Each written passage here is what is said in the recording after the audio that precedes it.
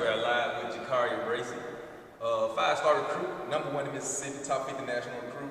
You averaged 35, 11, and 7 your senior year, 31 and 6 for your entire career. 2020 Mississippi Gatorade Player of the Year, and first team All-State, who's now an Ole Miss rebel. We're not gonna get into the rest of the accolades. I'll be talking all day.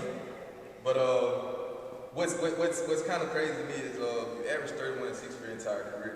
That's kind of amazing. Not seeing that consistency from your freshman year all the way up to finishing out. What drives you or drove you every day in every game day to continue to excel and look to compete at that high level? I just like to be, I like to win. So I hate to lose. And I wasn't really just thinking about just getting the amount of points. I was thinking about just winning. You just wanted to win. Trying to get my team to win. It was pretty much it. Like I never set up, just thought about okay, I'm going to try to get 30 points. Yeah, it just came naturally to get the 30 points. That was part of it. Part of it. I was just trying to put the ball in the hoop. That's it. That's it. Gotcha. I love that. So did basketball come naturally?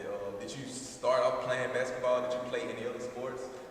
She put me in like some everything. I did swimming, basketball, baseball, karate. I started.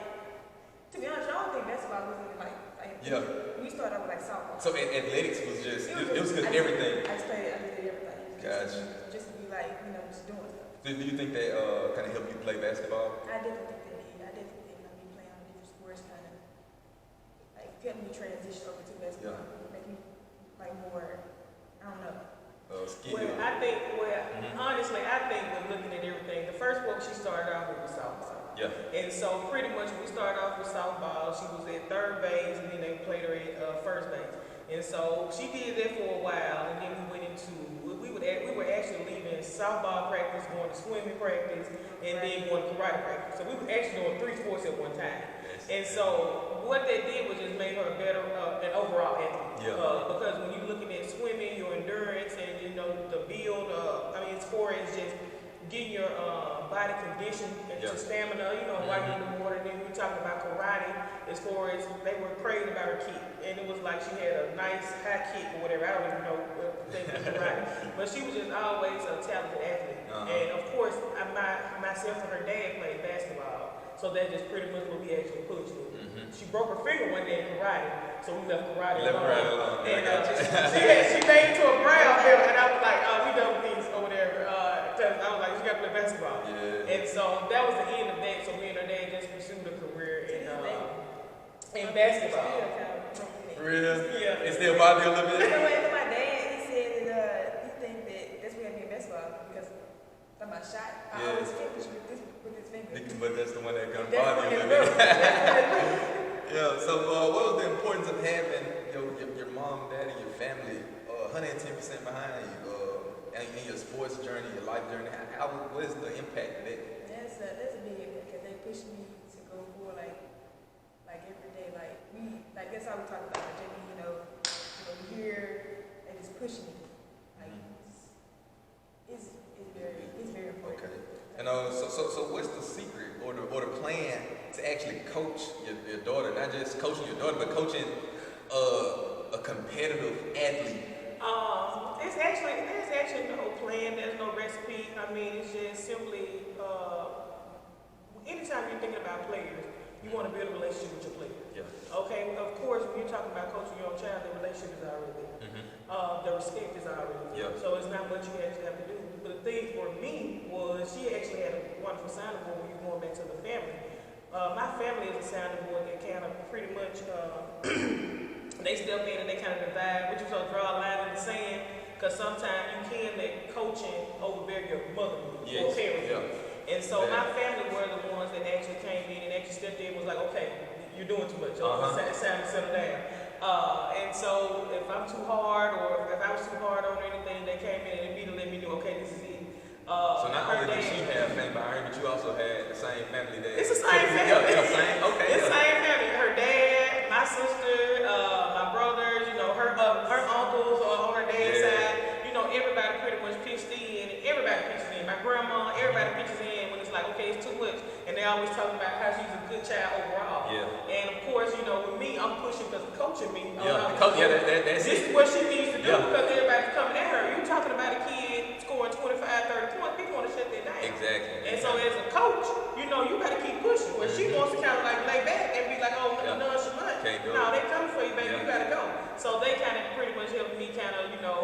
chill out and kind of grew about it and saying like, okay, this is the coach, this is the mom, so you got to stop. And what was your experience as the daughter of a coach? And knowing how competitive you are and that you wanted to win, but also that you wanted to be a student, that you wanted to be a daughter also. How was that? I mean, it was tough, but at the end of the day, like I knew like what she wanted, like, for me to like do. So like, so I mean, like all those tough times where she'd be on me, JB, like she said, I tend to kind of shy back. But I was like shy back, but like kind of sit back. Feel like I would just kind of nonchalant, relax. Yeah. And she would kind of like no, like what are you doing? Like it's time to go. Like so like me being me, like sometimes I still had like my little days where like okay, all right, mom, I want you, the coach. It was like okay, so it was tough though. So what she had a hard, I'll say what she had a hard time understanding was when you play other people, they're playing their best game because they're playing you. Yep. And so that's what I had to get her all to the understand. time, they gonna come. Yeah, and so I need you to understand just because I'm on the floor with a daddy dozen, I mean top 50 player in the country, I'm gonna play my best game. Always. Because I feel like if I play my best game, then hey, I should be that player that she is, And I just had to get her mind acclimated to when you step on the floor, of course, everybody can have a bad game, you just don't have room for that right now. And just making her understand that was probably like one of the hardest times of her career and my career. And just kind of being an advocate for her, as a coach, mainly because I mean, baby, it's the thing you gotta do. You gotta come up and turn it up. Always. It's memorable for to be able to do that, to be able to coach your daughter. But it's also you want to see her be great. You don't want to see her talent or be wasted from just letting her slack, because no one is gonna let that happen. Exactly. And then what she has to understand, you got kids around you that look up to you. You know what I'm saying? Yep. They gonna work. They gonna look at that work ethic. Exactly. And the kids that are on the team, you making them push. Because we like I say, the team came and they brought a lot because of her. Yeah. Because they were trying to, pretty much like JB's doing this, so we got to come out every night and play our best game. And so when you got people behind you like that and looking up to you, there's just certain things you can't do. Yeah, we're gonna talk about the team. How do you coach an all-state player, Gatorade Player of the Year, who is also your daughter, while keeping the rest of the team involved, focused, locked in, and being okay with her scoring 30, 40 points? Because egos do exist. Now, I don't know if the team had egos, I don't know, but I know that sometimes being part of the team myself, I know that some guys be like, man, I should be taking those shots. Yeah. So how was that? I'm always talking with my kids about everybody's gonna have their time. Yeah. When it's your time, I'm not gonna take it away from you. Of course, she had her time, like maybe 3 or 4 years or whatever, and I understand how some kids that were playing under her could have felt or whatever, but excuse me. But at the end of the day, I still made sure that everybody got what they deserved and what they needed. And so the job of the coach is to put everybody in position to win. And to be successful. Yeah. So just bottom line. Yeah. And so whereas I see some kids, I'm not gonna. I know a lot of people say, you got to think about it. You talking about a kid putting a team on their shoulders in 9th grade. When I'm looking at my normal freshman, I wouldn't do that to my normal freshman. There are just certain kids you have to be able to do that, 2 and 4. And when you understand basketball or just sports period, I know sometimes as a parent you don't understand it because you look at, okay, well, this child did this in 9th grade or 8th grade, but what about my child? But when you're talking about certain seasons and times for certain kids, of course, as coaches, we are aware of that, but sometimes as parents, they're not aware of that. And so pretty much I hadn't had much of a problem as far as, kids kind of taking the back seat per se, because like I always promise kids, when it's your time, it's going to be your time. Because, it's a lot of kids now that's coming up. I got a junior, it's her time. Yep. And so... And it's probably came from actually watching and playing alongside of you. So I love that you went in detail on it. That's a lot of things that other coaches can learn from, and other parents also. Parents watching it, they can actually understand that you gotta be able to not just watch your kid. You gotta be able to scout the team that your kid is playing, but be able to understand that sometimes it's not their time. It's not their time right now. And even if they gotta understand their role, because at the end of the day, if the team is winning, everyone will be exposed. Exactly. That's a great lesson from that. So knowing all your success, your high school career coming up, explain the recruiting process. When did that start? It started from like 10th grade, 9th grade. Yeah. So Okay. when I go to my youth tournaments, it kind of started like my freshman year. I had Southern Miss. It was my first artist. Okay. And yeah, so I remember her talking to me. She was like, just remember now, on your first offer. She was just like that. She was like, first You remember the offer. name? Huh? You remember the name? The name of the coach that. Coach McNeils. I know Coach McNeils very well. Oh, Yeah, that's why I'm asking. So she kind of stayed in touch with me, but it really started my sophomore year. Man, it's like it just, and everything just came out. Okay. Pretty much it. Like So after Ole Miss, did your visits came? You know, what was your top three? my top three was really three SEC schools: LSU, Ole Miss, and University of Tennessee. Okay, so and I know probably wanting to be close to home, see parents stuff that kind of played a part in. And it's great that you're at Ole Miss because a lot of the state, like right now, part of the interviews I'm doing, I want you to be exposed to the state. You know, I want people to actually know is she is home. You know, actually she is really home.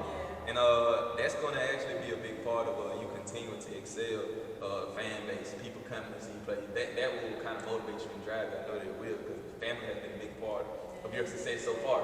You know, so what up to now we talk about your successes, but what was the most disappointing part of your career? What is something that you just look back on and be like, man? I really would say just really taking it all in. I think like things like you're in a moment, but at the same time you're not really just really paying attention to things like you. So I kind of hate that. I really just didn't went through these 4 years. I really just didn't. Yeah, you really wasn't living in the moment. You was getting everything done and going on to the next step. Exactly. Yeah. It's like now I think back about why I'm at Ole Miss. I be thinking about it all the time. And I just think about. Feel like you missed something, missed out on something. Yeah, I really did. I was going through it, but I just don't know. She took it as a job. And you know what? Being the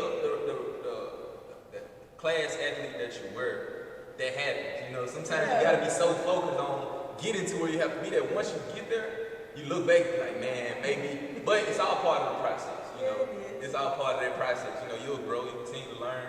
It'll probably be the same at Ole Miss. But I would say now, though, like I'm gonna try to enjoy it. Yeah. Try to enjoy this time. That's great. So that was your you say no. So it wasn't not winning a state championship. You know, so you basically saying do you also put that towards your school, your friends? You think you kind of missed out on the moments with them? You think you missed out on things in like parties or something? How was that? So like Cool, yeah. So I Okay. was focused on going to school, playing basketball, pretty much doing the same thing.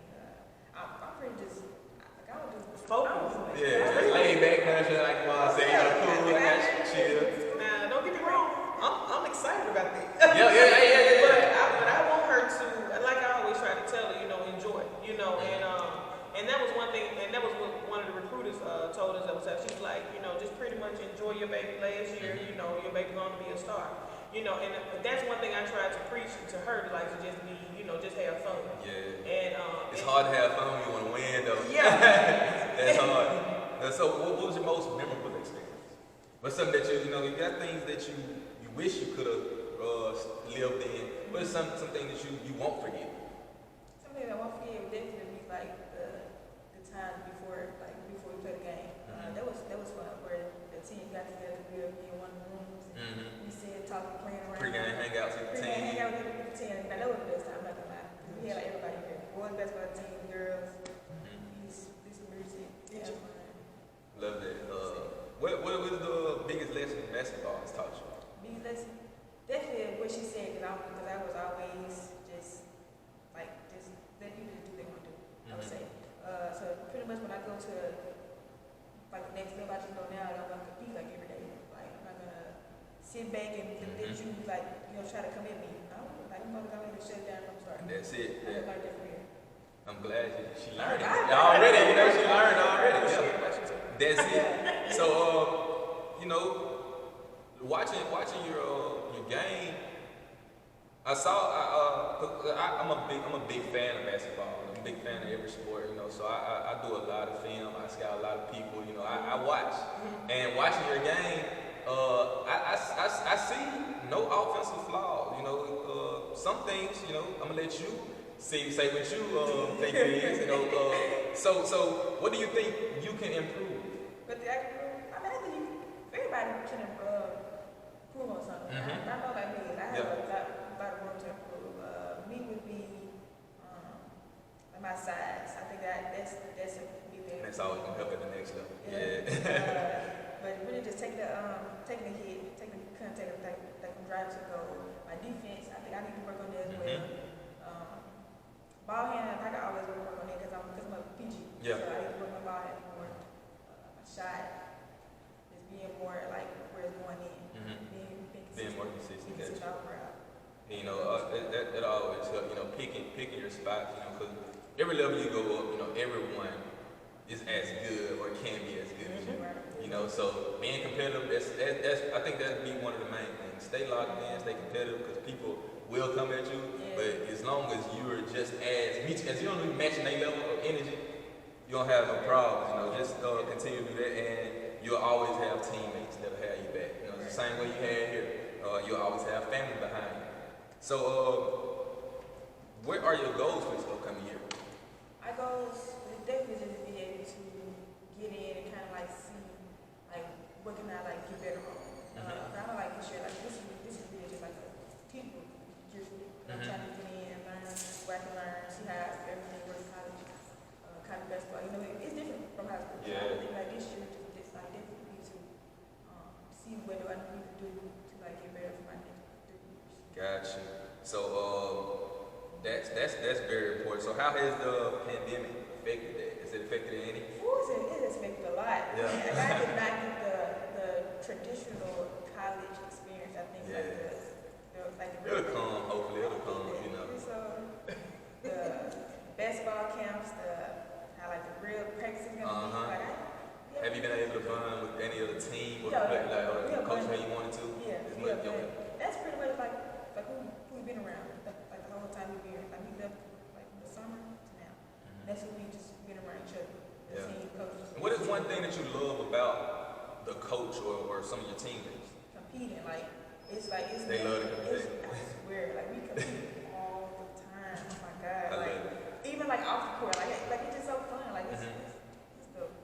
Yeah. So okay, what is your favorite game day song? What's one song you'll have on for the game? You know. The Ballin' by Ryder Rich. Ryder Rich, got you. What's your favorite food pregame meal? Eggs. Eggs? Oh, I hate eggs. Like the energy you need. Okay. Tell me something that people don't know about you. Outside of basketball, or it can be anything. Something that people do not know about you. Kind of boring. I would say I play video games. I spend time with family. I spend time with family all the time. I play video games. I like to. What's your favorite video game? Fortnite? I'm not good at that. I can't play it at all.